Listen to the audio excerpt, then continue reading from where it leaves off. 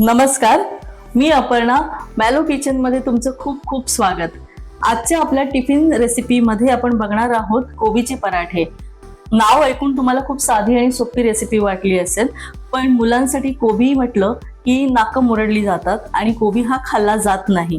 त्याच्यासाठीच कोबीचा पराठा जर तुम्ही साध्या सोप्या पद्धतीने जर करून दिलात ना, तर नक्कीच कोबी त्यांच्या शरीरामध्ये जाईल आणि कोबीचे खूप सारे फायदेही आहेत. जसं की कोबी हा प्रोटीन, कॅल्शियम आणि मॅग्नेशियमने भरपूर आहे आणि पाचनशक्तीही तो आपली चांगली सुधारतो. तसंच या पराठ्यांमध्ये आपण दहीही वापरणार आहोत, तर दही देखील पचनशक्तीसाठी खूप चांगलं आहे आणि म्हणूनच आपण सुरुवात करूया आजच्या रेसिपीला, कोबीचे पराठे. मी इथे 1/2 किलो कोबी चिरून घेतलेला आहे. 3 कप गव्हाचं पीठ, अर्धा कप बेसन, अर्धा कप तांदळाचं पीठ आहे. मसाल्यांमध्ये लाल तिखट, हळद, आलं आणि लसूणची पेस्ट घेतली आहे. थंडीचे दिवस असल्यामुळे ओवाही घेतला आहे. तसेच गरम मसाला, धणे पावडर, दही घेतलेलं आहे, 1 कप दही घेतलंय, तीळ घेतलेले आहेत. ओवा आणि तीळ ह्या सीझन मध्ये वापरायला हवे आहेत, म्हणून ओवा आणि तीळही आपण घ्यायचे आहेत. तसंच बारीक चिरलेल्या मिरच्या आहेत, कढीपत्ता आणि 1 वाटी भरपूर अशी कोथिंबीर घेतलेली आहे. इथे जवळजवळ 1 वाटी दिसते, पण ती जरा थोडी जास्तच आहे. आणि आवश्यकतेनुसार मीठ वापरणार आहोत आणि पराठे भाजण्यासाठी तेल वापरणार. तसंच आपण मोहन घालण्यासाठीही तेल वापरणार आणि पीठ भिजवण्यासाठी पाणी वापरणार आवश्यकतेनुसार. पराठ्याचा हा जो आपण पराठ्याचा जो आपण डो तयार करणार आहोत, जो गोळा तयार करणार आहोत, तर तो जास्त घट्टही करणार नाही आहोत आणि मऊही करणार नाही आहोत. म्हणजे मध्यम असा असला पाहिजे की जेणेकरून आपल्याला पराठे व्यवस्थित लाटता येतील आणि व्यवस्थितरित्या भाजता येतील. गव्हाचं पीठ, बेसन,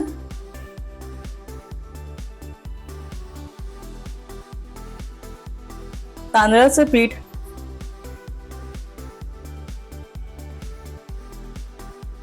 व्यवस्थित मिक्स करून घेऊया.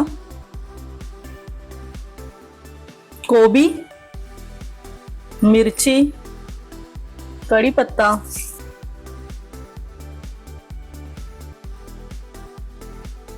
हळद, मसाला, ओवा, तीळ,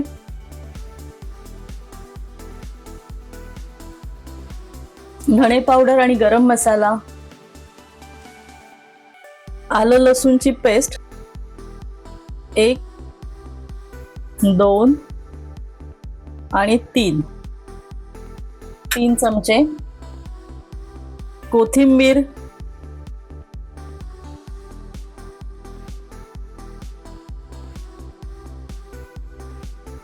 दही,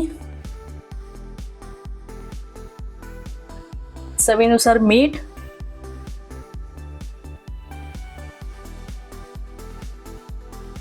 हे आधी चांगलं व्यवस्थित मिक्स करून घेऊया.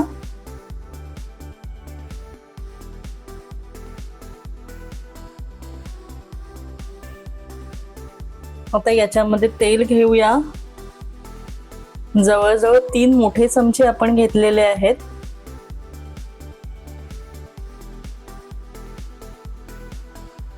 हे चांगलं मिक्स करून घ्यायचं आहे.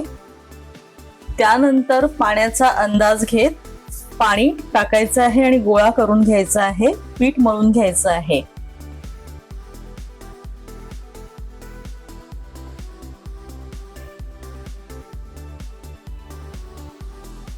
सगळे मसाले, आलं लसूण पेस्ट, कोथिंबीर, तेल हे सगळं चांगलं मिक्स करून घेतलेलं आहे. आता आपल्याला पाण्याचा अंदाज घेत पाणी टाकायचं आहे आणि पिठाचा गोळा मळून घ्यायचा आहे. मी हे 1 कप पाणी घेतलंय. हळूहळू पाणी वापरूया.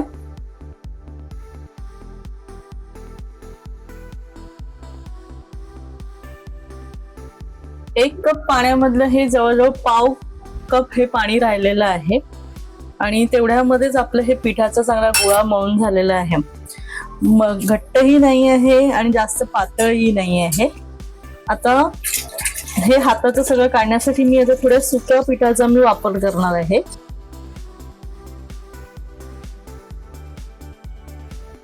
पीठ चांगलं मळून झालेलं आहे. आता थोडंसं तेल लावून आपण 5 ते 10 मिनिटं आपण रेस्ट करत हे ठेवणार आहोत, बाजूला ठेवणार आहोत.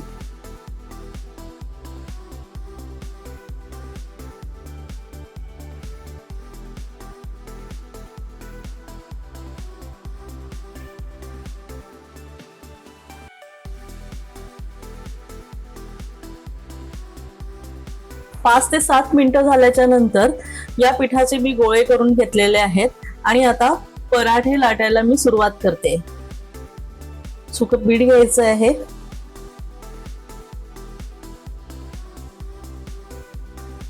नेहमी आपण चपाती जशी करतो त्याचप्रमाणे आपल्याला हे पराठे पण करून घ्यायचे आहेत. जास्त पातळही नाही करायचे आणि जास्त जाडही नाही करायचे. थोडेसे मध्यम असे ठेवायचे. त्यांची जी थिकनेस आहे, जी जाडी आहे पराठ्याची, ती थोडीशी मध्यम ठेवायची, कारण चांगले खरपूस ते भाजले गेले पाहिजेत. हलक्या हाताने लाटून घ्यायचे आहेत. आधी मी सगळे हे पराठे लाटून घेणार आहे आणि मग मी भाजायला सुरुवात करणार आहे.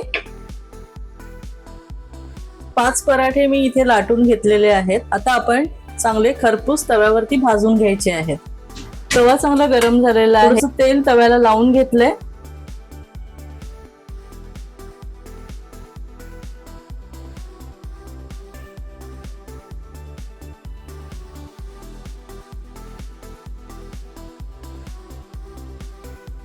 लो टू मीडियम वरती मी गॅस ठेवलेला आहे.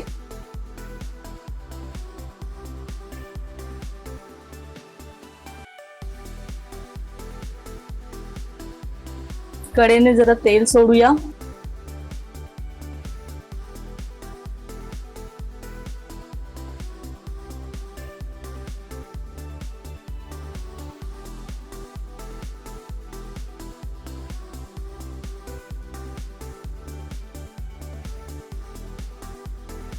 आणि चांगले खरपूस भाजायचे आहेत. अशा प्रकारे सगळे पराठे मी भाजून घेते.